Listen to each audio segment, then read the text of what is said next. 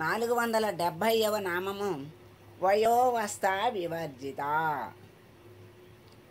ఓం వయోవస్థా వివర్జితాయై నమః.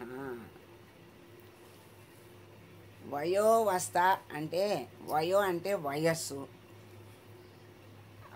ఆ తర్వాత అవస్థ. వయోవస్థ అవస్థలు లేని, వివర్జిత లేని తల్లి. వయస్సు అంటే కాలానికి బద్ధురాలు కాదు అమ్మ, కాలానికి బందీ కాదు. మనకి అవస్థలు ఎన్నో ఉన్నాయి. బాల్యము, శైశవము, కౌమారము, యవ్వనము, వార్ధక్యము, తర్వాత మరణము, ఇవన్నీ ఉన్నాయి. ఇంకా మనకి తెలియని అవస్థలు కూడా వీటిలో ఇంకా ఉన్నాయి. ఈ అవస్థలేమీ లేని తల్లి వివర్జిత, అవస్థలేమీ లేని తల్లి. వయస్సు అంటే మనకి పసితనం నుంచి ఈ వయస్సు కాలానికి అనుగుణంగా పెరగటము, అలా మార్పులు రావటము, ఈ జీవి తర్వాత మరణించటము జరుగుతుంది. అలా అమ్మ ఎప్పుడూ ఒకే స్థితిలో ఉంటుంది. 16 ఏళ్ల వయసులోనే అమ్మ ఉంటుంది అని మనకి అంతకుముందు నామాల్లో మనకి తెలియజేశారు. అమ్మ మార్పులేని తల్లి, ఎప్పుడూ వికసిత వదనంతో అందరికీ ఆ కరుణని, దయని ప్రసాదిస్తూ, అర్హత ఉన్న వాళ్ళకి జ్ఞానాన్ని ప్రసాదిస్తూ, అమ్మ దయని అందరి మీద ప్రసరిస్తూ అలా ఎప్పుడూ ఒకే రీతిగా ఉంటుంది అని చెప్పారు. అష్టమి చంద్ర విభ్రాజ అని కూడా మనకి నామం వచ్చింది. అష్టమి నాటి చంద్రుడు ఒకే విధంగా ఉంటాడు. అమావాస్య ముందైనా, శుక్లపక్షంలో అయినా, తర్వాత కృష్ణపక్షంలో అయినా చంద్రుడు అష్టమి నాడు ఒకే విధంగా ఉంటాడు, మార్పు లేకుండా. అలా ఎందుకంటే అమావాస్య ముందని, పౌర్ణమి ముందని అక్కడ మార్పు లేదు. అష్టమి నాడు 2 అష్టములకి ఒకే విధంగా ఉంటాడు కనుక అమ్మ మార్పు లేని తల్లి కనుక అష్టమి చంద్ర విభ్రాజ అన్నారు. అష్టమి నాటి చంద్రుడు ఒకే రీతిగా ఉన్నట్లుగా అమ్మ ఎప్పుడూ కూడా ఒకే రీతిగా ఉంటుంది. అమ్మకి అవస్థలు లేవు, కాలము యొక్క బంధం లేదు. కాలానికి అమ్మ బందీ కాదు. మనకి కాలము, మన కాలాన్ని బట్టి మనకి మార్పులు వస్తాయి, అవస్థలను బట్టి మార్పులు వస్తాయి. మనకన్నీ మార్పులతో కూడినటువంటి జీవితం.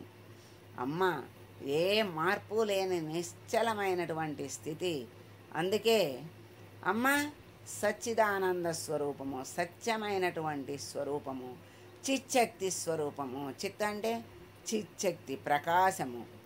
అంటే సత్తు అంటే మార్పు లేని, ఎప్పుడూ ఒకే స్థితిలో ఉండేటువంటి తల్లి. చిత్ అంటే చిచ్చక్తి స్వరూపాన్ని మనము ఎన్నిసార్లు మనకి చెప్తున్నారు. ఆ చిచ్చక్తి అమ్మ స్వరూపము అని. ఆనందము, ఆనందమే అమ్మ స్వరూపము అని ఆ ముఖార విందములో ఆనందము వెల్లివిరుస్తూ ఉంటుంది. భక్తుల్ని చక్కగా ఆదరిస్తూ ఉంటుంది, ఆనందాన్ని పంచుతూ ఉంటుంది. అమ్మ అనురాగవల్లి, దయామయి, కరుణామూర్తి అయినటువంటి ఆ తల్లిని మనము ఆశ్రయిస్తే చాలు. అన్నీ ఎవరికి ఏది ఎప్పుడు ఇవ్వాలో అది అప్పుడు అమ్మే ఇస్తుంది.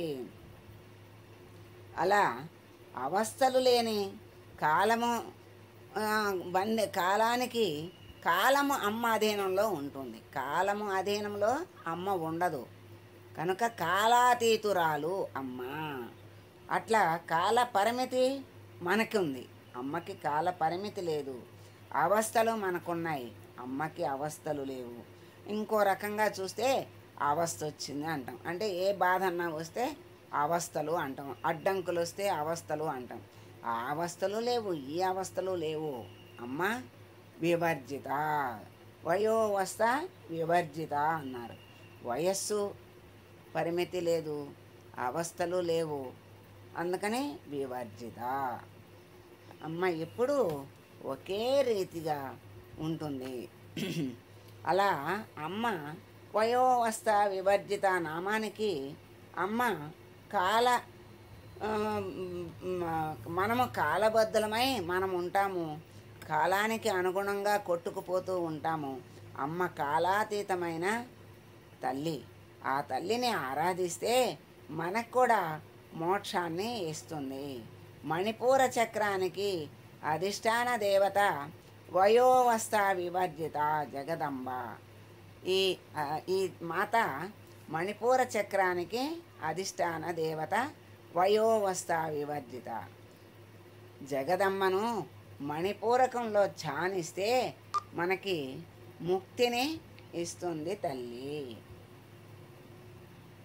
ముక్తిని ఇచ్చేటువంటి వయోవస్థ వివర్జిత అయినటువంటి తల్లికి మనము నమస్కారం చేద్దాం.